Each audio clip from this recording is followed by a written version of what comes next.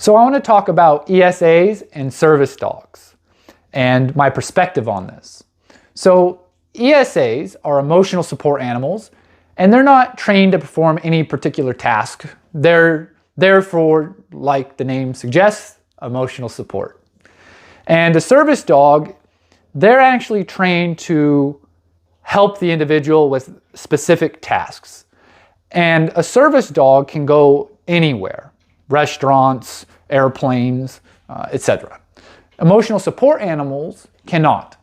So there's differences between these two things. And so I first want to touch on service dogs, and it will kind of set things up for you understanding where I'm coming from. So years ago, I had been diagnosed with PTSD, and the doctor was like, look, it sounds like you have PTSD, you need to take these drugs. And I said, no, I'm not going to take these drugs.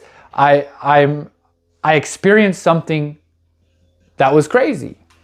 And it was an intense event in my life, and it shifted me. I don't think I need drugs. And so I continued moving forward without the drugs. And then as an experiment, I was curious, like, what do they do? And I took them, not for me. I felt numb, and I did not like it at all. And so I then go off the drugs. I only did it for a short period of time, but not for me.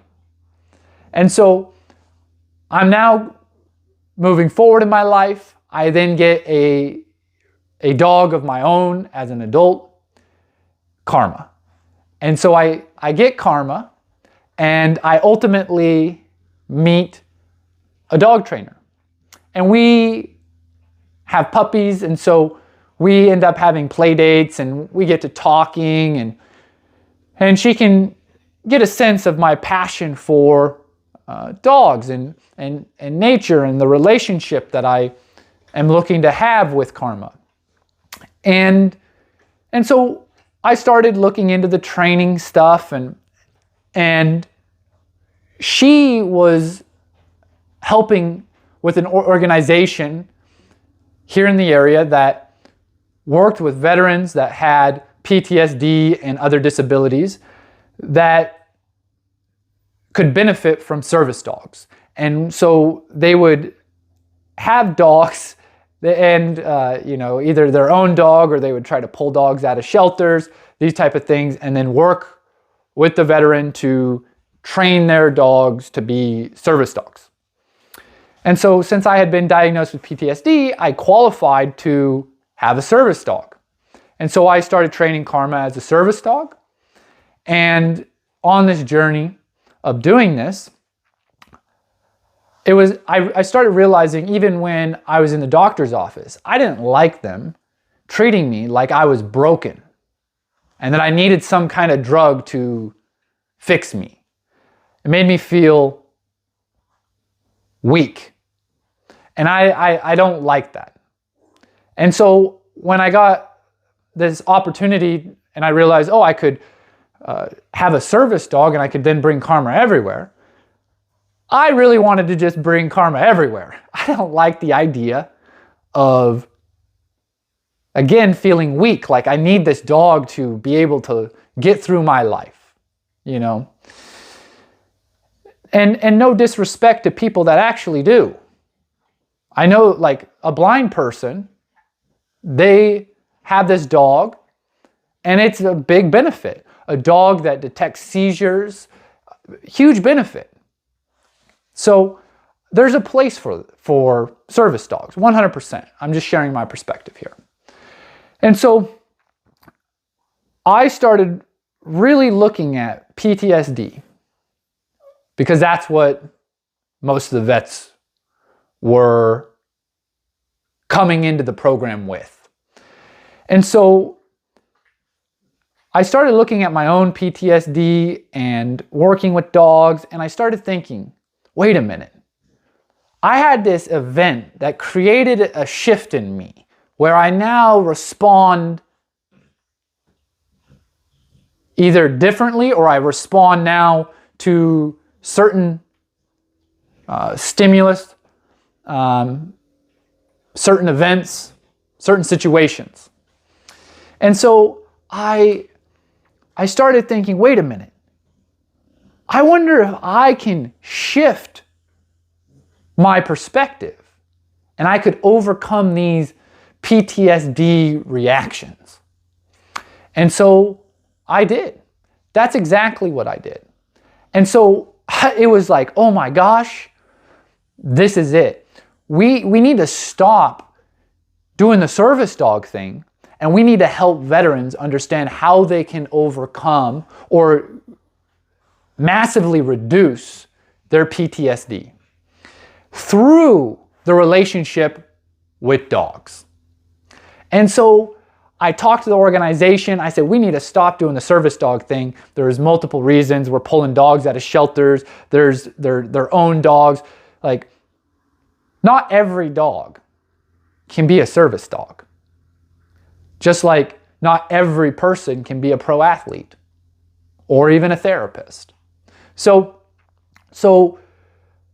we, as an organization, when I was a part of it, shifted away from service dogs into helping veterans with their dogs and helping them understand PTSD and how we can start shifting our perspective to, again, either get rid of our PTSD symptoms or greatly reduce it. And so I then started seeing this issue where people that have these emotional support animals, they might have a dog that can handle how they're showing up, and you don't see serious side effects, serious behavioral problems, or just other problems that can show up within the dog. And so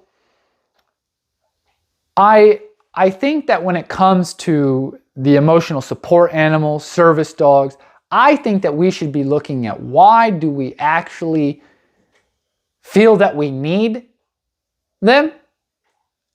And can we actually shift ourselves, grow, learn, become something better?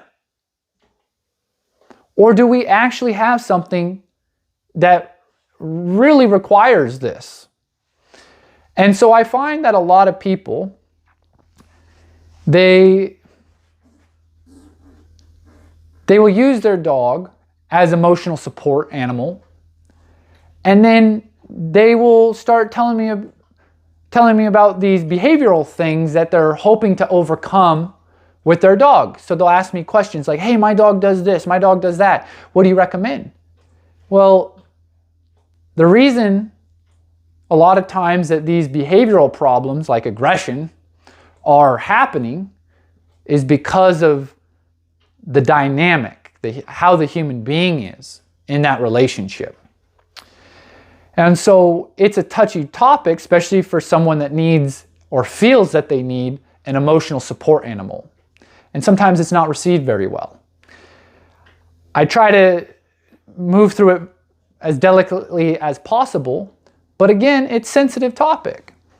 But if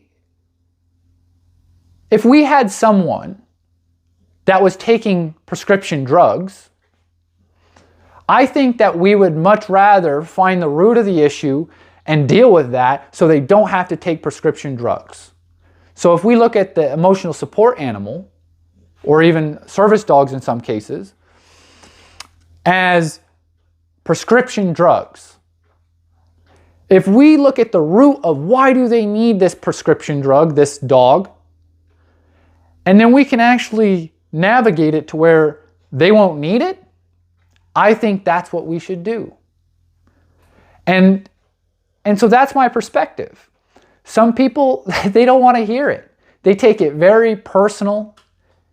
Some people will feel like I'm belittling them, but I'm not. I literally was in this position where I felt alone.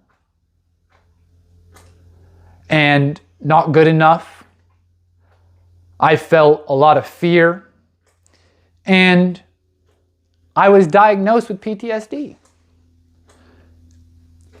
But I don't want to be weak. I don't want to feel like I need this handout if I don't actually need it.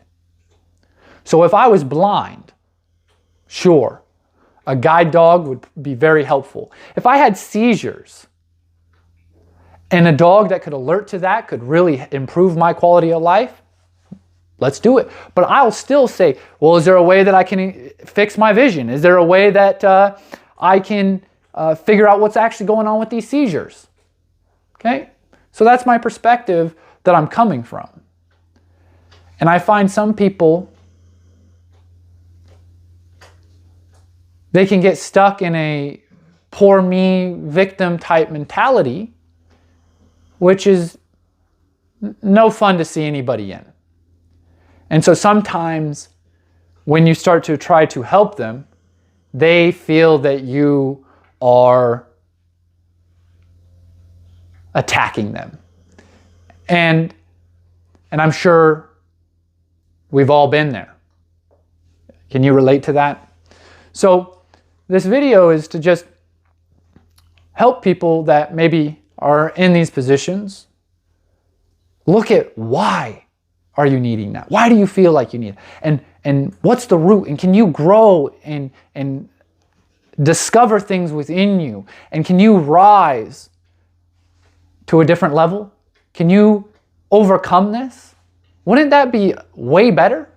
Or maybe it's not even about overcoming something. Maybe it's about understanding something and accepting that. There's a lot of different things that come with it. So I'm curious, what is your perspective on the ESAs and service dogs? And I'm curious about what you think about what I had to share today. Leave it down below and let's have a discussion.